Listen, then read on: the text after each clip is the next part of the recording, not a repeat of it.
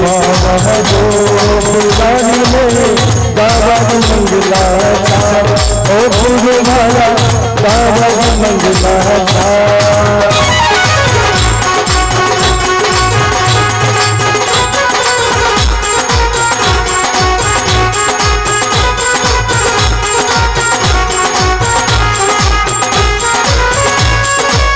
साल करो जी मोतियारो गुरु नगाओ, अहे बीमारी सहे बीमारी, अहे बीमारी गणगरु मनोभार के आत्मारो सतगुरु आया।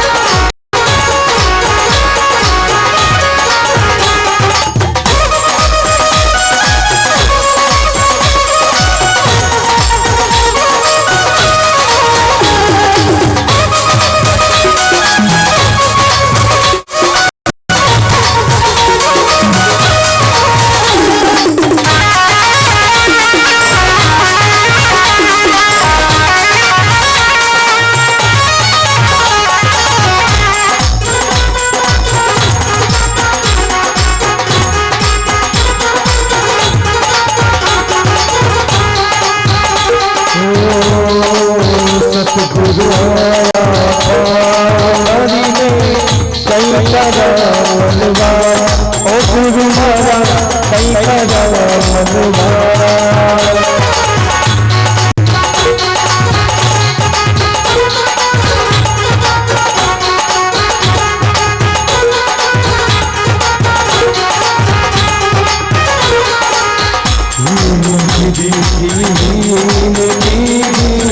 सुन जो तारनहार, ओ गुरु मारा सुन जो तारनहार।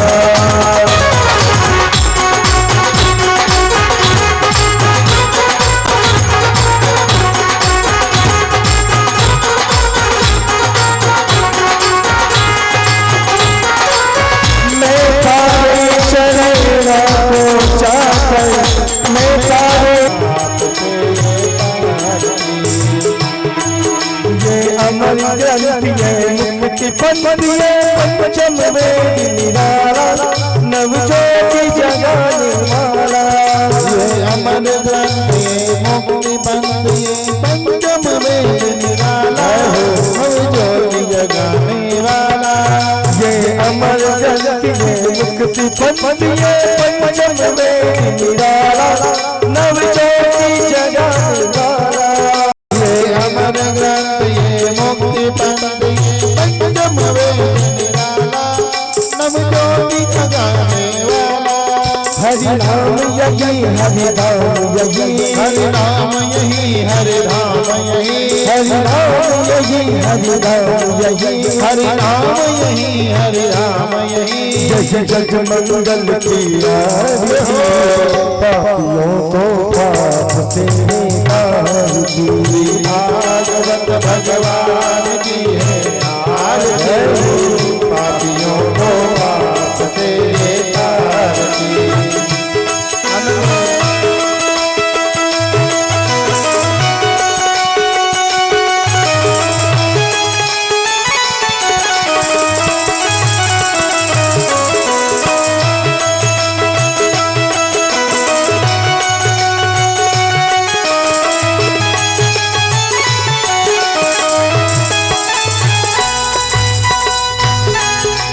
शांति गीत पावन पुनीत पापों को मिटाने वाला, हरि दर्शन कराने वाला।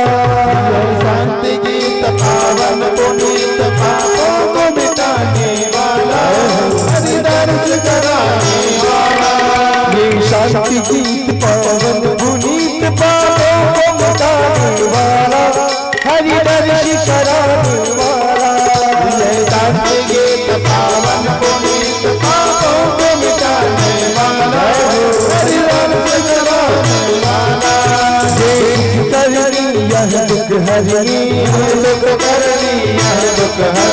यह सुख करनी यह दुख हरनी, यह दुख करनी यह दुख हरनी। श्री मधुसूदन जी की आरती पापियों को पाप से तारती। भागवत भगवान की आरती पापियों को पाप से तारती।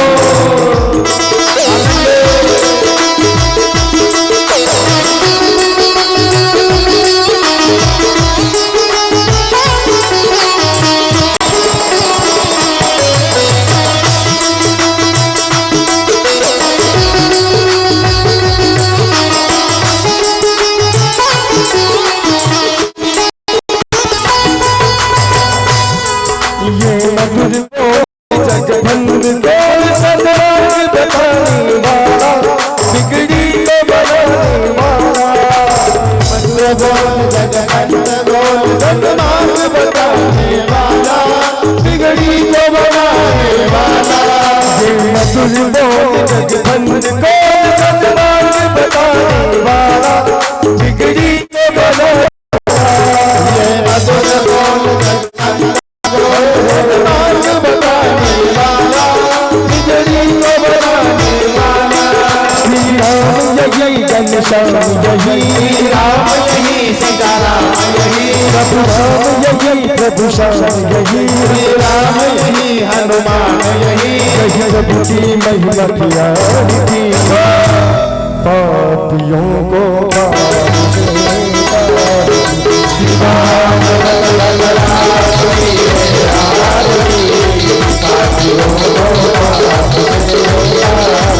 श्री राम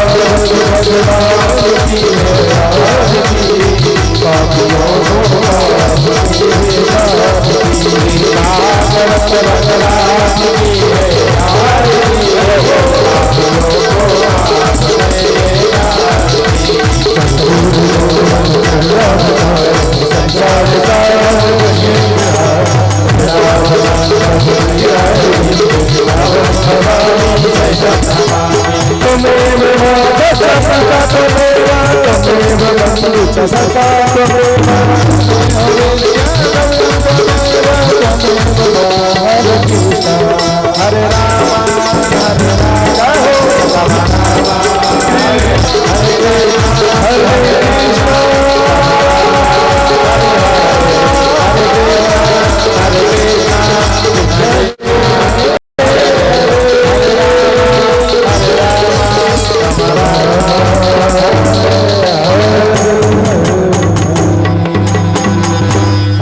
ज्वालामालिने नमो नमः। जलन सिद्धीकरणम्मा पुष्पे देवाभिवन्दनमात्माभिवन्दनमारोग्यार्थे आत्मक्षणार्थे जयमेवा अतमन्त्र प्रथमाञ्जलिम्मा।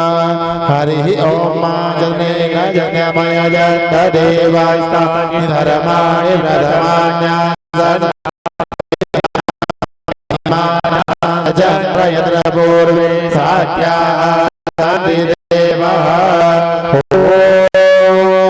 एकदन्ताय विद्महे वक्रतुण्डाय धीमहि तन्नो दन्ति प्रचोदयात्। ओम कात्यायने च विद्महे कुमाराय च धीमहि तन्नो दन्ति प्रचोदयात्। ओम नन्दनाय विद्महे यशोदाय। बैठ जाए, एक स्थान से बैठ के एक आसन से कथा श्रवण करें, मानव जीवन को धन्य करें। सभी शांति बना रखना, सभी साउंड सेट कर दो भैया। भैया आपसे निवेदन है, खड़े कोई नहीं रहेगा, सब बैठ जाएंगे, है ना। सबसे निवेदन बार बार नहीं होता, एक बार माइक में कह दिया जाता है, समझ जाएगा। बैठ के कथा श्रवण करनी चाहिए, खड़े खड़े नहीं, आराम से। कथा का मतलब क्या है? कथा भगवान कथा है, कथा है।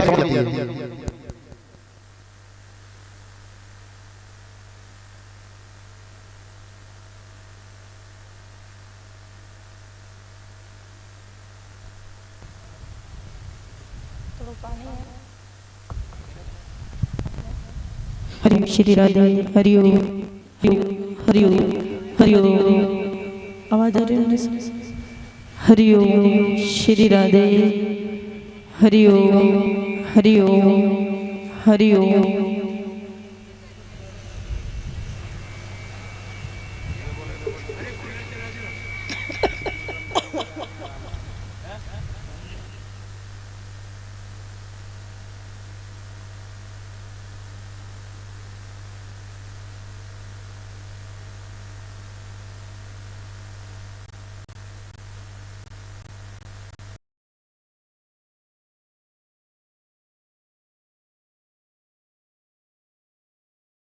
श्री राधे।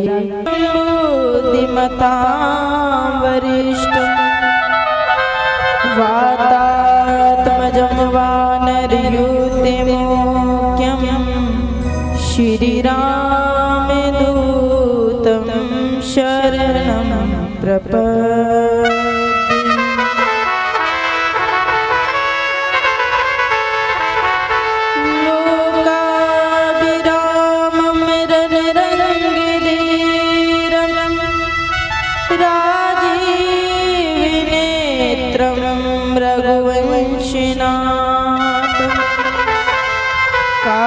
कारुण्यरूपं करुणाकरन्दं श्रीरामचन्द्रं शरणं प्रपद्ये। लोकाभिरामं रणरङ्गिधीरं राजीवनेत्रं रघुवंशिनाथं कारुण्यरूपं करुणाकरन्दं श्रीरामचन्द्रं शरणं प्रपद्ये। सदा भवानी दायिने षण्मुखरेति गणेश पंचदेव रक्षा करे ब्रह्मा विष्णु सिंह चढ़े देवी मिले गरुड़ चढ़े भगवान देव चढ़े शिव जी मिले पूर्ण हो सबका। गुरु नमा गोविंद नमा नम नम लागोपाल बलिहारी गुरु आपकी जो गोविंद दियो मिला। सब द्वारन को छोड़ के मैं आई तेरे द्वार। हे वृषभान की लाडली जरा मेरी ओर निहार, जरा मेरी ओर निहार। बोले भागवत महापुराण की जय, दरबार की जय, रामदेव महाराज की जय, श्यामपुरी महाराज की जय, हनुमान जी महाराज की जय हो। जय जय श्री राधे, जय जय श्री राधे, जय जय श्री राधे श्याम।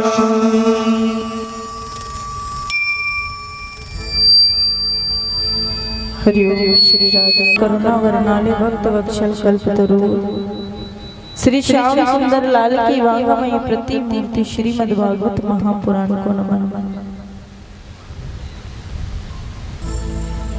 खिड़ापति श्री बालाजी सरकार को बार बार साष्टांग दंडवत प्रणाम।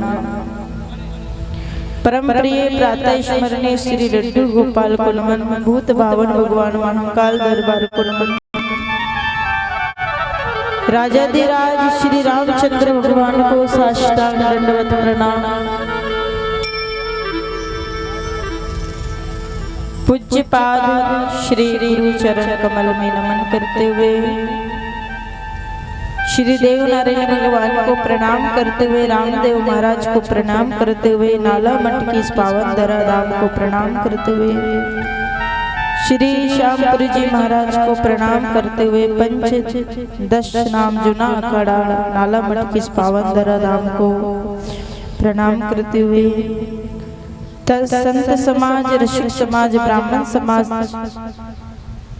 सभी भक्तजनों को नमन करते हुए, दूर दराज से पधारे हुए महानुभाव भक्तजन, मातृशक्तियां, 50 आसीन वेद पाठी ब्राह्मण गण संगीत की पावन सानिध्य में चल रहे सभी सहयोगी गण भाइयों को, YouTube के माध्यम से कथा को देश विदेश में लाइव टेलीकास्ट कर रहे सभी भैयों को, साउंड वाले भैया और पूज्य गुरुदेव सिया राम में सब जग जानी करो प्रणाम जोर जुग पानी। आप सबके अंतःकरण में विराजमान भगवान राधा माधव की पावन झांकी को निहारते हुए आपके अपने गांव, आपके अपने क्षेत्र नाला मठ की इस पावन धराधाम पर और श्री रामदेव महाराज के पावन प्रांगण में चल रही श्रीमद् भागवत महापुराण का आज षष्ठम सोपान प्रारंभ होने जा रहा है। नित्य की भांति कथा में प्रवेश करने से पूर्व अपने मनवाणी को पवित्र करते हुए हरिनाम संकीर्तन करेंगे और अपने मानव जीवन को धन्य करेंगे। कथा के आयोजक है आदरणीय कंवरपुरी जी महाराज और समस्त क्षेत्रवासी।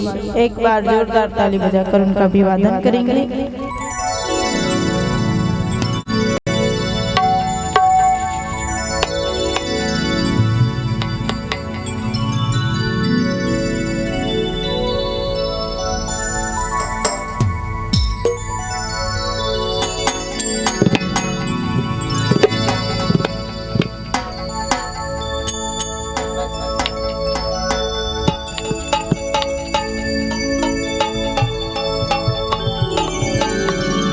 हरि ओम श्री राम।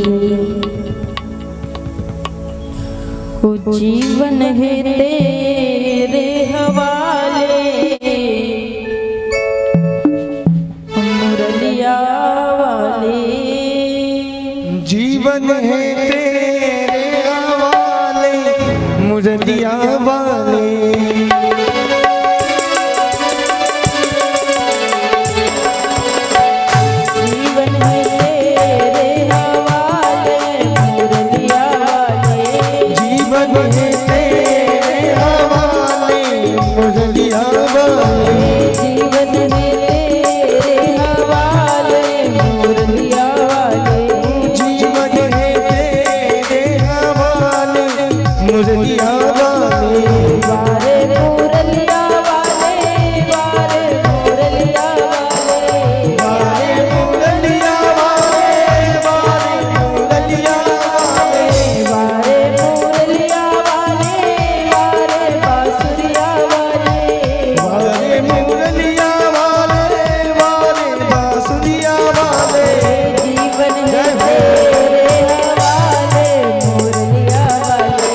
जीवन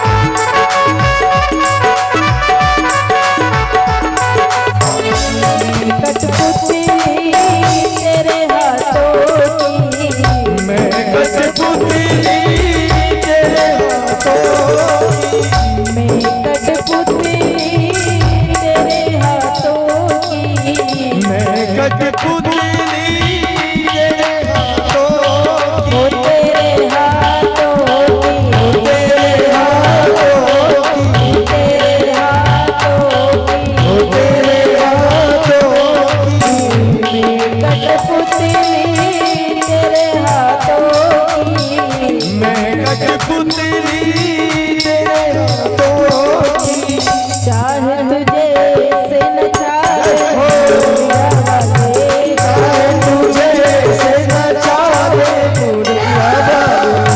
जीव के रहे प्रभु से। हे प्रभु मैं कठपुतली तेरे हाथों की, हे नाथ तू चाहे जैसे हमें नचा ले और हम नच खिच के सारे पे रहे परमात्मा के सारे पे। वो चाह रहे तो चल रहे फिर रहे, वो चाह रहे तो खा रहे बोल रहे सब कुछ कर रहे, लेकिन जिस दिन वो अपनी कठपुतली को अपने इशारों पे नचाना बंद कर देगा उस दिन ये शरीर एक जगह पड़ जाएगा। तो क्या कहोगे प्रभु से?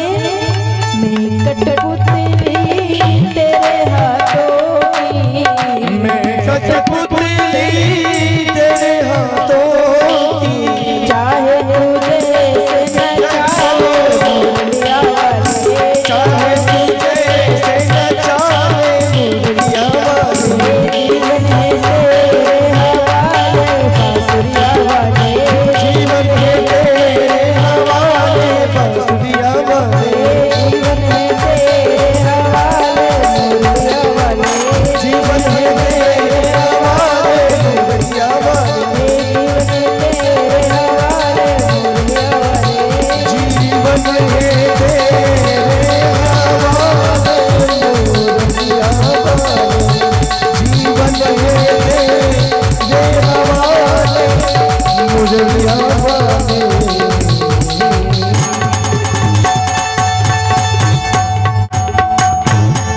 बोलो गोपाल कृष्ण भगवान की जय हो। सभी प्रेम से बोलेंगे और जोर से, थोड़ी और जोर से। तो प्यारे भक्त कहता है प्रभु कि जीवन है तेरे हवाले मुरलिया वाले, मैं हूँ बांसुरिया तेरे अधरों की,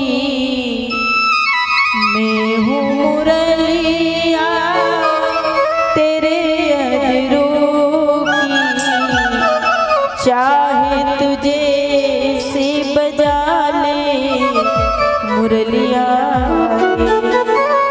जीवन है तेरे हवाले मुरलिया।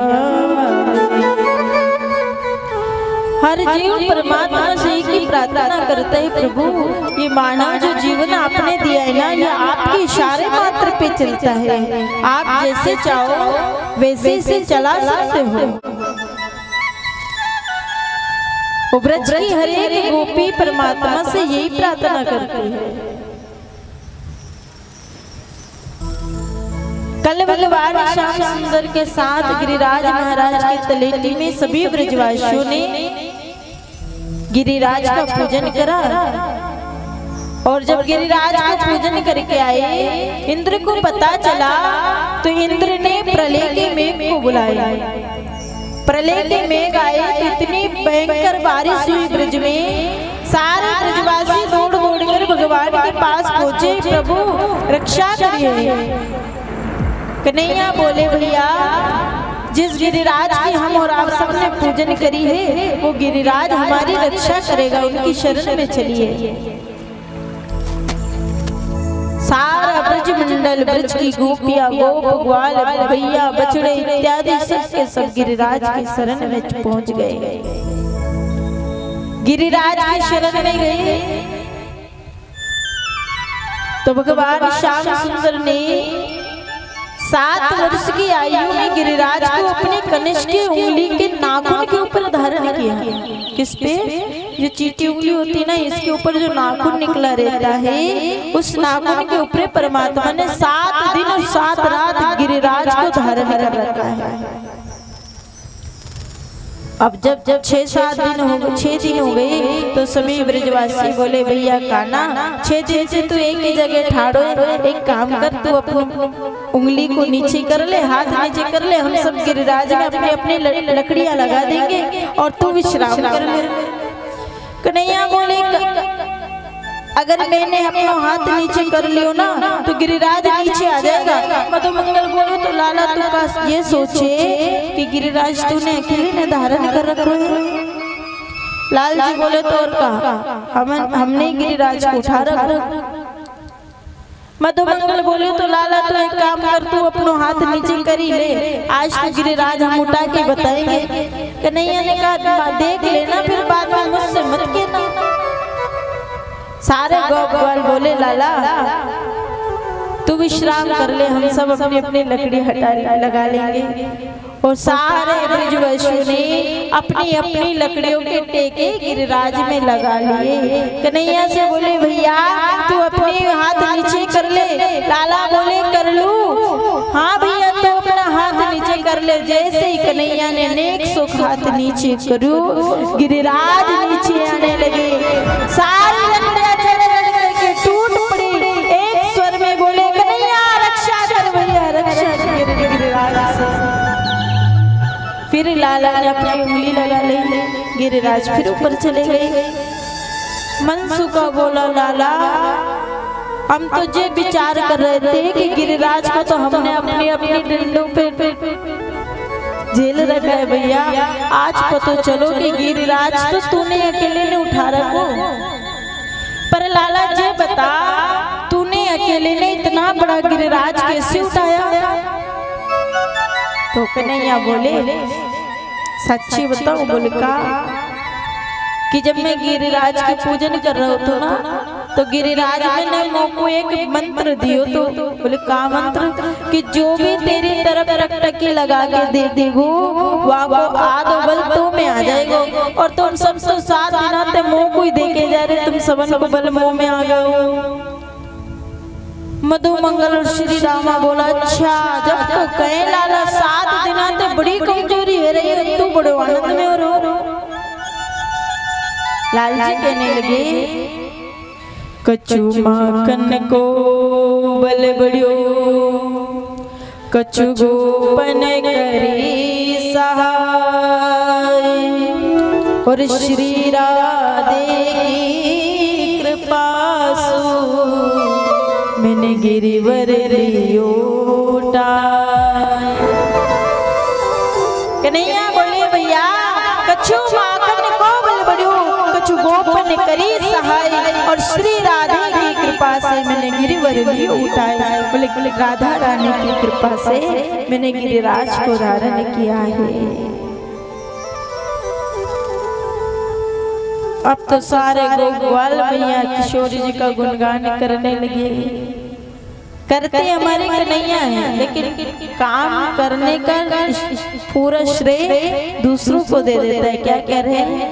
कछु माखन को बल बड़ो भैया जो माखन चुरा चुरा कर खाया ना उन सबको बल है। कछु गोपन करी सहाय कि आप सबकी सहायता से और श्री राधे की कृपा से मैंने गिरिवर लियो उठाया। अपना नाम नहीं लिया कन्हैया ने, क्या मैंने गिरिराज को उठाया। और यहाँ हम सब क्या करते तनिक सा काम कोई कर देंगे ना मैंने करा। किसने किया? मैंने। ये मैं शब्द ही तो अहंकार की जड़ है। वो परमात्मा इसी में शब्द को खाते हैं। वो कहते बस मैं नहीं आना चाहिए बीच में, काम कुछ भी करूं अच्छा करेंगे मैंने करा और अच्छा करेंगे। अरे भैया आपको पता है मैंने ऐसा काम किया है और कभी बुरा हो जाए नहीं तो पता नहीं परमात्मा कौन से सजा दे रहे हैं। बुरा यदि हो गया तो भगवान का नाम ले देते, बुरा भगवान ने करा है, अच्छा हम करते बुरा परमात्मा करते हैं। लेकिन होता क्या है? हो ही वही जो राम रच रखा, होता तो वही है जो ईश्वर ने रच रखा है।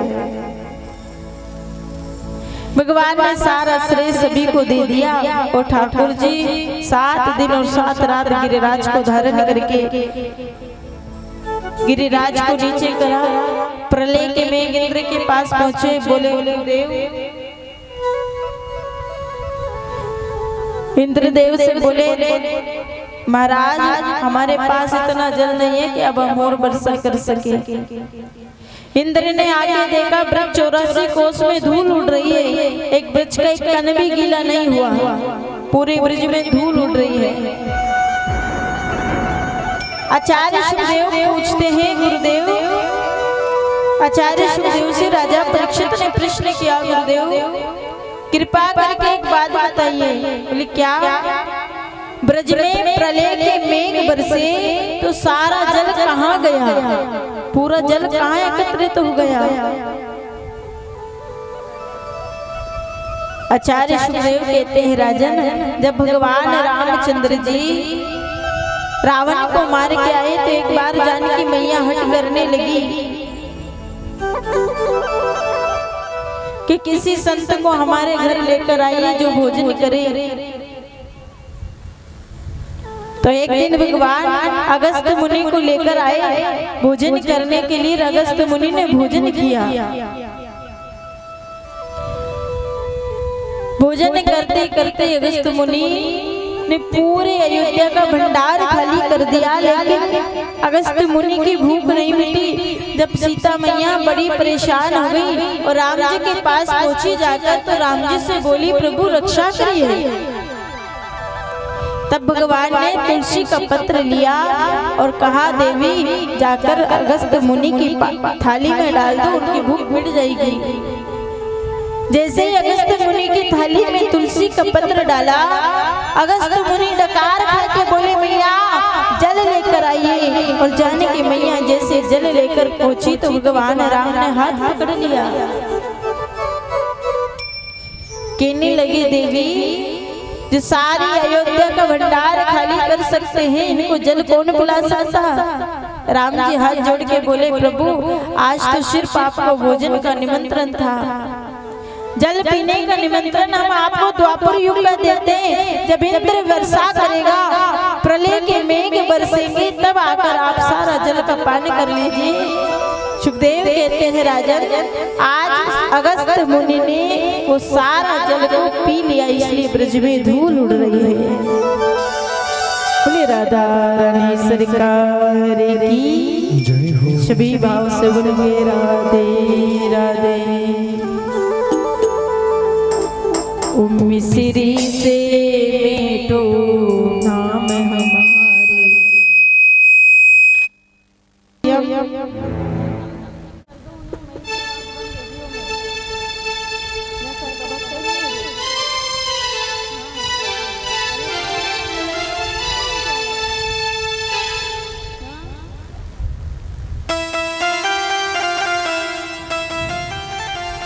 एक दिन भगवान श्याम सुंदर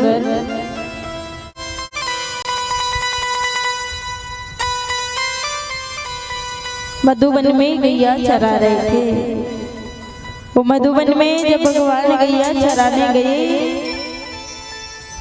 तो किशोरी जी राधे रानी दही बेचने के लिए जा रहे थे। और जब दही बेचने जा रही तो कन्हैया ने रास्ते में रोक लिया और रोक के कहने लगे हमें दही का दान दीजिए। तो राधा रानी ने मना कर दिया, बोले दही का दान तो नहीं मिलेगा। जब राधे ने मना किया कि दही का दान नहीं मिलेगा, तो कन्हैया कहने लगे यदि दही का दान नहीं दिया तो सारी मटकियां तोड़ दूंगा। किशोरी जी बोली तो एक काम करिए, बंसी बड़ी पे जाइए और वहाँ पे इमली के पेड़ है, इमली के पेड़ के पत्ते का यदि आप दूना बना लाए तो हम आपको दही दे देंगे। कन्हैया ने मधुमंगल को वहीं बिठा दिया, भैया एक काम कर तू यहाँ रखवाली रखना, मैं अब भी जाकर आता हूँ। मधुमंगल बोलियो लाला ने ठहर जा। बोले क्या हुआ? अरे एक बार देख तो ले। बोले कहा एक बार देख तो ले, गोपी कहा कह रही है? बोले कहा कह रही इमली के पत्ते का दोना बना कर लाए तो दही दे दूंगी। तो कन्हैया बोले अभी गया दोना बना कर ले आऊंगा। मधुमंगल बोलियो लाला तेरे 7 जन्म है जाएगी पर इमली पत्ते के दोनों ना बने। क्यों भैया? क्योंकि इमली के पत्ते में तो कांटा छेदेगा ना तो फट जाएगा, नेक्सक होवे। कन्हैया बोले तुम्हें नंद को छोरा मोह कम समझे का, अभी जाकर लेकर आऊं। कन्हैया गए बंसी बट पे, सुबह से शाम है गई लेकिन अभी तक नहीं आई। दिन भर कन्हैया नहीं आए। शाम को राधा जी बोली भैया देख शाम है गई, अभी तक तो लाला आए नहीं और हमारे घर वाले तो हमको डांटेंगे कितनी देर लगा दी, तो मुँह को जान दे। किशोरी जी घरे बरसाने चली गई और इधर कन्हैया हारे के पसीने से लथपथ हुए। आए दौड़ते दौड़ते तो वहाँ राधा रानी मिली नहीं। कन्हैया बोले गोरे श्री राम मधुमंगल लाडली जी कहाँ है? मधुमंगल बोले लाला वो तो चली गई घरे। अच्छा मुँह को छल के गई। अब तो कन्हैया को बड़ा क्रोध आया कि मुँह को छल के गई, मैं भी छल के आऊंगा। घरे पहुंचे, घर जैसे गए तो लाला एक घरे एक उठाए। मैया बोली लाला आज मटकियों को क्यों तोड़ फोड़ कर रहा है, कहा भयो? कन्हैया बोले मैया कछु मत पूछ, कहा भयो? अब कहा कहे कि एक छोरी आई थी जो मुँह को छल के चली गई। ना मैया कछु ना भयो, पर लाला का कुछ तो बता। कछु ना बोले कन्हैया। और इतने में हमारे ठाकुर जी के खुरा पाते दिमाग में आइडिया आ गया कि मैया का लहंगा चुन्नी पहनूंगा और मनिहारी बन के राधा रानी को छल के आऊंगा। मैया का बढ़िया सा लहंगा चुन्नी निकाला। कन्हैया लहंगा चुन्नी पहन के तैयार हो गई और एक झोले में चूड़ियां भर ली। चूड़ियां भर के मैया यशोदा के पास पहुंचे। मैया चूड़ी लेना है का? मैया बोली बहन मोह को तो चूड़ी ना चाहिए। ठाकुर जी समझ गए कि अगर मैया मोह को ना पहचान सकी तो ब्रज की कोई गोपी मोह को जान नहीं सकती।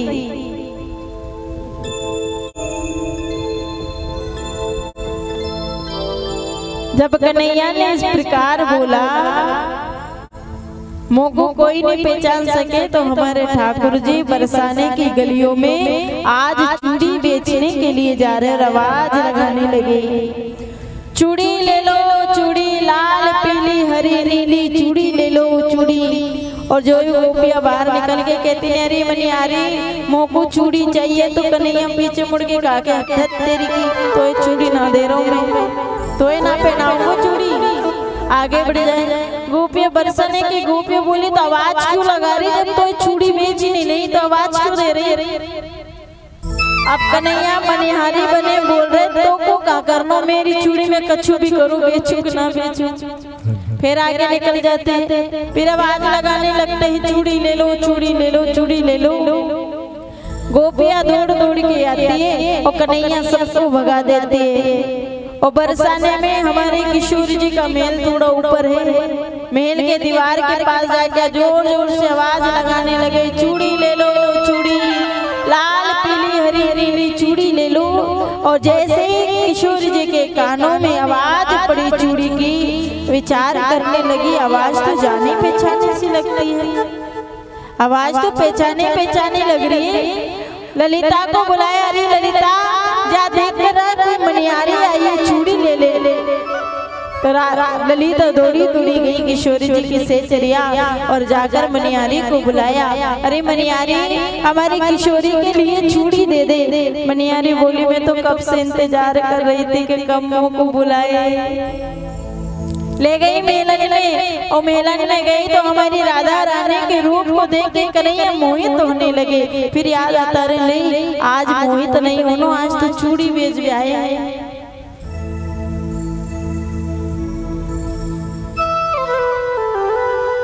किशोरी जी से बोले कैसी चूड़ी दिखाऊं, तो राधा रानी कहती है मनिहारी मोको तो श्याम रंग की चूड़ी भाती है, श्याम रंग की चूड़ी दिखाओ। तो कन्हैया बोले ठीक है श्याम रंग की देख लो। अब जैसे चूड़ी पहनाने लगे तो हाथ को हाथों में दिया तो कन्हैया चूड़ी ना पहना रहे, उनके हाथ को दबाने लगे ऐसे ऐसे करके। अब हाथ दबा रहे तो राधा जी विचार करने लगी स्त्री का स्पर्श तो नहीं है, क्योंकि स्त्री के स्पर्श से स्त्री गति मोहित नहीं होती, ये किसी पुरुष का स्पर्श है तभी मेरा मन मोहित हो रहा है। अब अब इतना सोच ही रही थी कि कन्हैया के घाघरे में से बंसी नजर आ रही, और जैसे ही बंसी दिखी अब ठाकुर जी छिपे का और क्या कह रहे हैं, मनहारी कवेश बनाया, वो शाम चूड़ी बेचने आया, मनहारी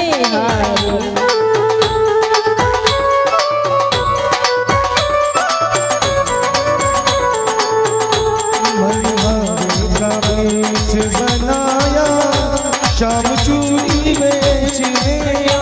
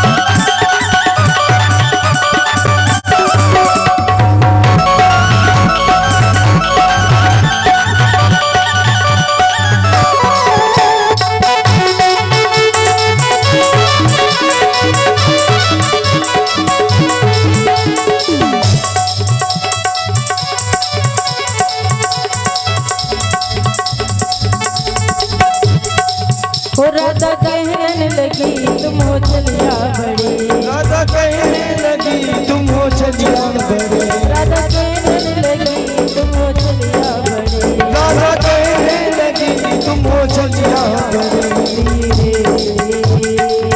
हरि बोल। दबाया चूड़ी बेचने धीरे से हाथ दबाया शाम चूड़ी बेचने आया।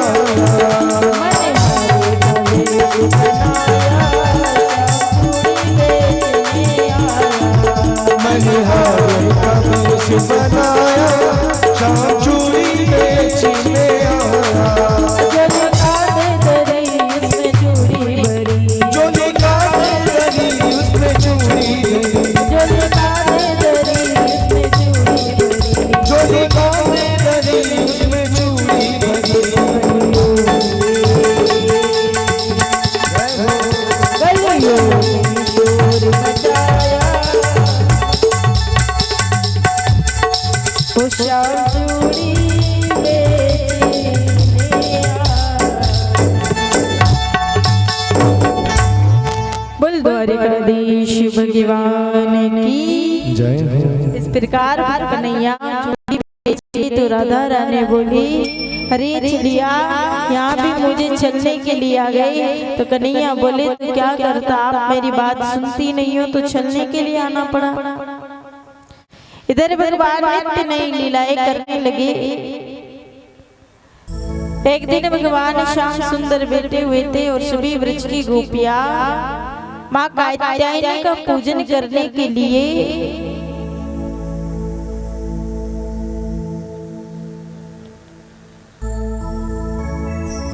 जब यमुना मैया में स्नान करने के लिए पहुंची गोपियां तो अपने सारे वस्त्रों को निकाल दिया और बिना वस्त्र के ही यमुना मैया में प्रवेश कर गई।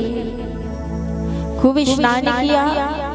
सूर्य उदय होने का समय आया तो गोपियां कहने लगी कि भाई अभी हमें निकलना होगा और जाकर माँ कात्यायनी का पूजन करना होगा, इसलिए चलो वस्त्र पहन लो और माँ कात्यायनी का पूजन करेंगे।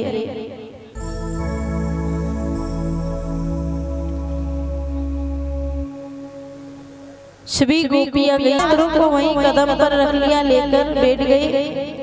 गोपियां बाहर निकलने लगी। गोपियों ने जब देखा कि कोई भी वस्त्र नहीं है तो गोपियां कहने लगी लगता है कोई चोर हमारे वस्त्र को चोरी करके ले गया। एक गोपी बोली नहीं नहीं कोई और चोर नहीं, ब्रज में एक ही चोर है जो सारे गांव में डोलता फिरता है, वो नंद का छोरा।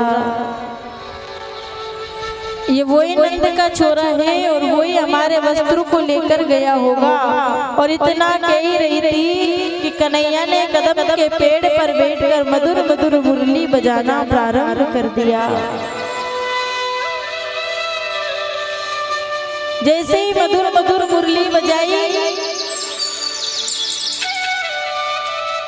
गोपियां कहने लगी वो देखो वो रहा चोर ऊपर। गोपियां सभी प्रार्थना करने लगी अरे लाला हमारे वस्त्रों को दे दे भैया। कन्हैया बोले देवी कौन से वस्त्र, कहाँ है वस्त्र? अरे तेरे पास कितने सारे वस्त्र तो रखे। कन्हैया बोले हमारे पेड़ में नए नए फूल खिलने लगे हैं, जो वस्त्र ना है ये तो फूल है। भैया लाला यदि तू हमारे वस्त्र नहीं देगो तो नंद बाबा तो तेरी शिकायत करेंगे। कन्हैया बोले कल करे सो आज कर अभी जा, तू शिकायत करके आ। अरे कन्हैया यदि तू वस्त्र नहीं देगो ना तो कल से तेरे घर तेरी शिकायत करेंगे। कन्हैया बोले पहले बाहर तो निकल। गोपियां बोलने लगी भैया इससे पंगा मत लो, ये भी उल्टा है, अगर कपड़े नहीं देगा तो यही बैठे रहेंगे। अच्छा लाला हमारे वस्त्र दे देगा ना? कन्हैया बोले वस्त्र तो दे दूंगा पर एक शर्त है। बोले क्या? मुझसे हाथ जोड़ के प्रार्थना करिए और ऐसे कहिए हे कन्हैया हे प्रियतम हमारे वस्त्रों को दे दे। गोपियां बोली दौड़ी के एक बार तो वस्त्र दे दे, फिर तुमको बताया एक बार वस्त्र तो दे दे। कन्हैया बोले नहीं दे रहा वस्त्र, बैठे रहो अभी थोड़ी देर बाद में ब्रज के सारे गोपाल आएंगे गैया चराने के लिए और सब देखेंगे कि देखो गोपी अब बिना कपड़े के नहा रही है, तो तुम सबको देखेंगे बढ़िया मत आओ बाहर। गोपियाँ कहने लगी भाई इसकी बातें मान लो, ये अगर वस्त्र नहीं देगा तो हमारी इज्जत की खराब हो जाएगी। गोपियाँ प्रार्थना करने लगी कान्हा हमारे वस्त्र दे दे। कन्हैया बोले बाहर आओ और दोनों हाथ ऊपर उठाकर कहो मुझसे कन्हैया हमारे वस्त्र दे दे, तब वस्त्र दूंगा।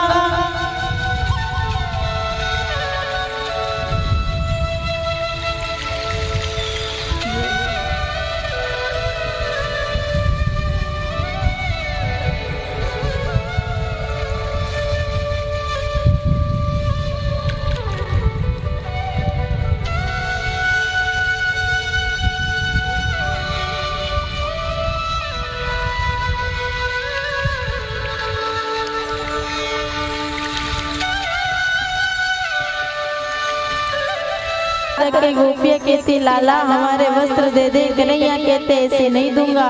दोनों हाथ ऊपर उठा कर कहो हे कन्हैया हे कृष्ण हमारे वस्त्र दे दे। दोनों हाथ गोपियों ने ऊपर उठाए और कहने लगी हे लाला हमारे वस्त्र दे दे। तब जाकर कन्हैया ने गोपियों को वस्त्र प्रदान किए।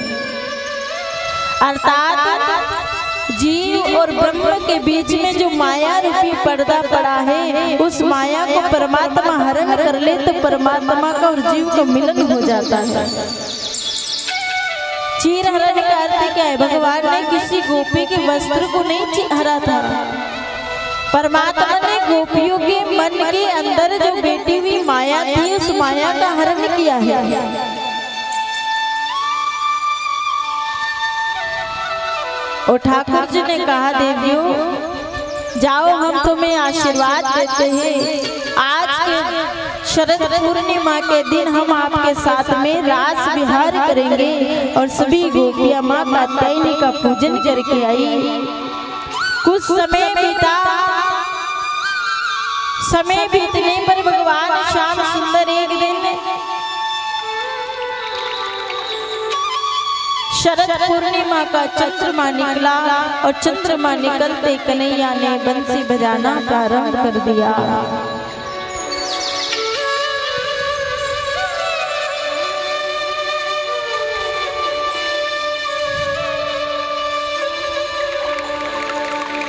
मधुर मधुर मुरली का निनाद कन्हैया कर रहे हैं। मंद मंद मुरली जब कन्हैया की बजने लगी तो ब्रज की जितनी गोपियां थी जो कन्हैया को अपना प्रियतम मानती थी, उनके कानों में जब मुरली की आवाज पड़ी तो अपने अपने घर के कार्यों को छोड़कर गोपियां निधिवन की ओर भागने लगी।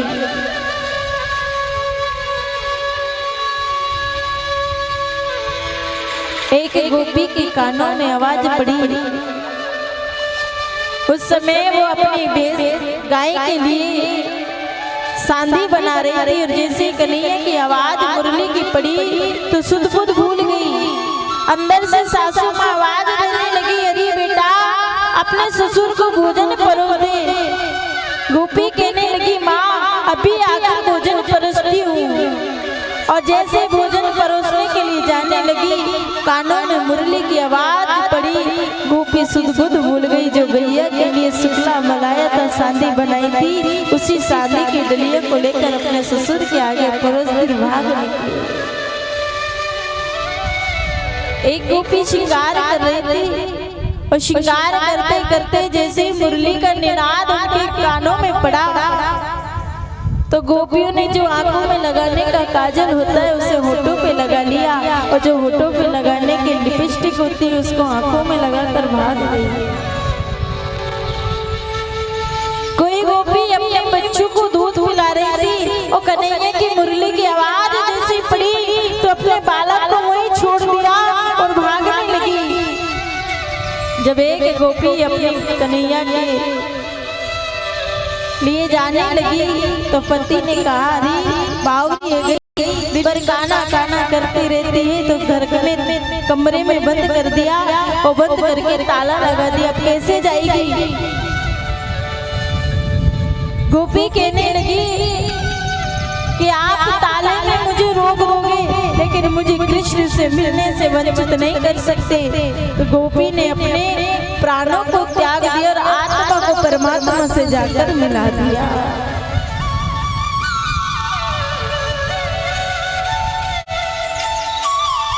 एक गोपी दूध निकाल रही थी और जैसे दूध निकालने लगी और मुरली की आवाज कानों में पड़ी। मुरली की आवाज कानों में पड़ते ही गोपी ने सुध-बुध भूल गई। दूध का पतीला गैया के नीचे मेला और निधिवन में भाग गई। कैसे जा रही है सभी गोपियां?